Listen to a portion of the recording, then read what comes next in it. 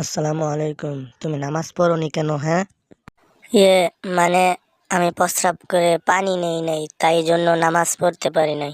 তুমি প্রস্রাব করে পানি কেন নেও নাই? তুমি জানো আল্লাহ রাসূলের হাদিস, পানি না নিলে কি হয়? আমি জানি প্রস্রাব করে পানি না নিলে কত শাস্তি। প্রস্রাব করে পানি না নিলে সবচেয়ে বেশি কবরে আযাব হয়। তুমি কি জানো না? আমি জানি কিন্তু পানি নেই নাই। জোহরের আর ফজরের নামাজ পড়েছিলে তুমি? হ্যাঁ, আবার সালামের উত্তরও দেও নাই। এ আমার মনে ছিল না। ওয়ালাইকুম আসসালাম।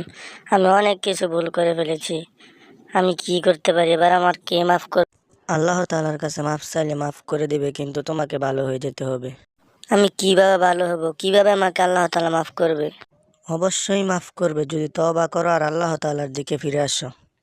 তওবা কিভাবে করতে হয় আমি তো এটাও জানি না। কি করবো এখন? 2 রাকাত সালাত আদায় করে 2 হাত তুলে মাফ চাইতে হবে। আমাকে কি আল্লাহ তাআলা মাফ করবে? আমি কত পাপ করেছি, কত গুনাহ করেছি। আমাকে মাফ করবে আল্লাহ তাআলা? আমি জানি না। অবশ্যই আল্লাহ তাআলা মাফ করবে, কারণ আল্লাহ তাআলা দয়াবান এবং ক্ষমাশীল।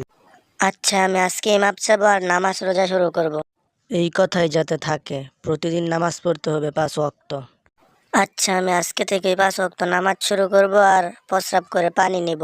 আচ্ছা ঠিক আছে, নিয়ম কানুন মেনে কিন্তু নামাজ পড়তে হবে, মনে থাকে যেন। আচ্ছা, এই কথা আমার সব সময় মনে থাকবে। আর আজকে আমি তওবা করব, আল্লাহ তাআলা যাতে আমাকে মাফ করে দেয়, আমি সব ভালো হয়ে যাব, সব কিছু ছেড়ে।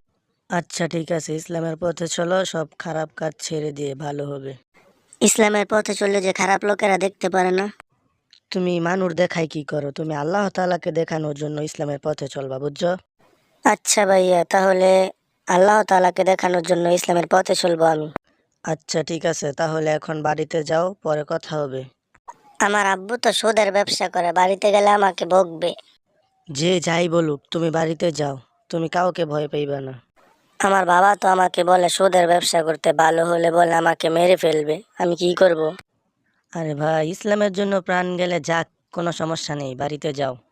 আচ্ছা ঠিক আছে, আমার মন শক্ত করতে হবে, বুঝেছি। হ্যাঁ ঠিক বুঝেছ, মন অন্তর সব শক্ত করতে হবে, আল্লাহকে ভয় করতে হবে। আচ্ছা, যতটুকু প্রয়োজন ততটুকু আল্লাহ তাআলাকে ভয় করব। এবার বলা যায় তোমাকে বাঘের বাচ্চা, বুঝতে পারছো? আচ্ছা, তো বাড়িতে চলে যাই। কি আর করব? ইসলামের পথে চলতে গেলে মন শক্ত করতেই হবে। আচ্ছা বাড়িতে যাও, ইসলামের পথে চলো, দেখবা সব কিছু ঠিক হয়ে যাবে। আর ইসলামের পথে চলতে গেলে অনেকে অনেক কথা বলবে, কারো কথা ধরে পারা যাবে না।